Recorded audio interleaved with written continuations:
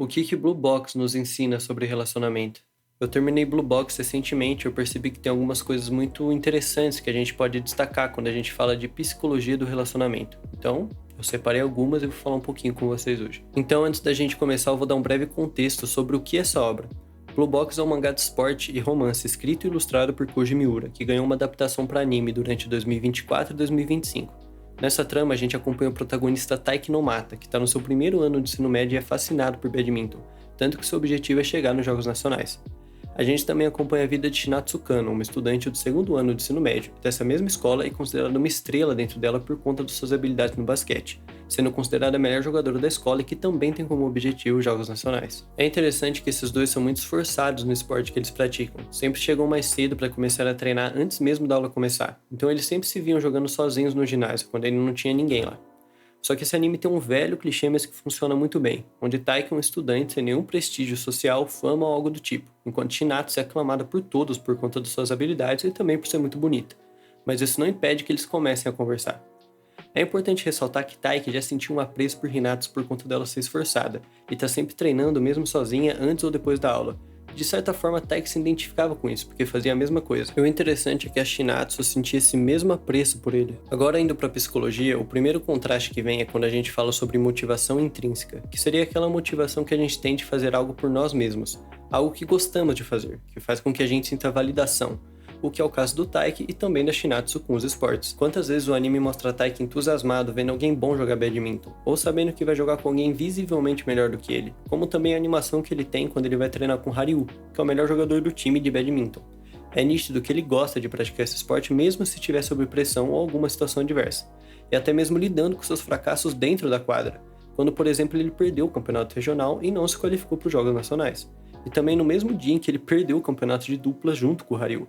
Ele não se absteve de jogar ou continuar tentando. Ele decidiu que precisava treinar mais e melhorar suas jogadas para atingir o objetivo na próxima vez. E o mesmo acontece com Shinatsu. Em um flashback no anime, mostra Shinatsu chorando por não ter conseguido chegar nos Jogos Nacionais, quando ela ainda estava no primeiro ano de ensino médio. Mas essa cena acontece justamente no ginásio da escola, dentro da quadra de basquete, enquanto ela treinava antes de começar a aula. Ela estava sozinha, triste, mas estava dedicada a se esforçar mais, para também alcançar o seu objetivo no próximo ano. Essa relação que os dois têm com o esporte mostra claramente o conceito de persistência na psicologia motivacional, que nos diz que quanto maior for a motivação intrínseca de uma pessoa, maior será a sua persistência em relação à tarefa. E coincidentemente no próprio livro aparece um exemplo perfeito, que diz que o efeito da persistência pode se apresentar de vários modos, incluindo o fortalecimento da participação das pessoas em programas de exercício e aumento da motivação na escola. Agora, voltando para o anime, é interessante ver como o relacionamento dos dois se desenvolve de modo gradual. Iniciar uma conversa que antes era uma tarefa complicada começa a ser algo rotineiro, mas ainda assim sem ser forçado, de modo em que eles têm diálogos bastante profundos sobre coisas que importam para eles, como basquete, badminton e os campeonatos, e de como essa relação se torna uma via de mão dupla, onde um apoia o outro o tempo inteiro. Para mostrar como isso funciona em um relacionamento, a gente vai precisar falar de relacionamento como um conceito na psicologia. Então vamos definir mais ou menos assim.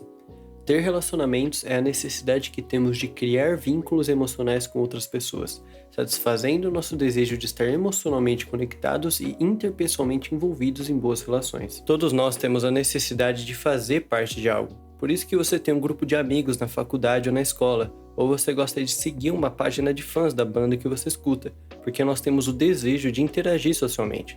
Só que além disso, a gente tem o desejo de ser compreendido, escutado, valorizado e aceitos. Também temos o desejo de reciprocidade. Do mesmo jeito que queremos ter relações de proximidade e afeto, também queremos que outras pessoas desejem ter esse mesmo tipo de relação com a gente, de modo a ter uma relação autêntica entre o self, que é o nosso eu, e um outro alguém. Ter relacionamento é confiar o nosso bem-estar a outra pessoa.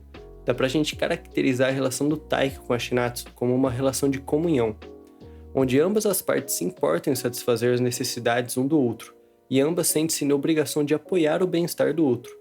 E somente as relações de comunhão satisfazem as necessidades de relacionamento. E é muito legal entender como tudo isso favorece a criação de compromisso com as atividades que eles realizam, de modo em que o envolvimento deles nutre a necessidade de relacionamento, o que ajuda diretamente na atenção, esforço, persistência, em que ambos têm com seus compromissos. Vou deixar um quadro para vocês, um gráfico que explica muito bem essa questão. E isso é muito visível no anime à medida em que várias vezes é mostrado diálogos dos dois falando sobre como eles se sentem jogando. O porquê basquete ser um esporte coletivo faz com que a Shinatsu gostasse de praticar, E ao mesmo tempo o Taiki fala que gosta de badminton por ser um esporte individual, onde ele depende só dele mesmo. E também quantas vezes a gente vê um consolando o outro depois de uma derrota, como quando o Taiki não conseguiu ir para os Jogos Nacionais ou quando a Shinatsu perdeu nos Jogos Nacionais. É importante falarmos de tolerância ao fracasso aqui também, no sentido em que os dois, por serem atletas, estão sempre enfrentando desafios em níveis ótimos, aqueles que estão muito próximos do nível individual de cada um. E por conta disso, as chances deles vencerem são equivalentes às chances deles perderem também.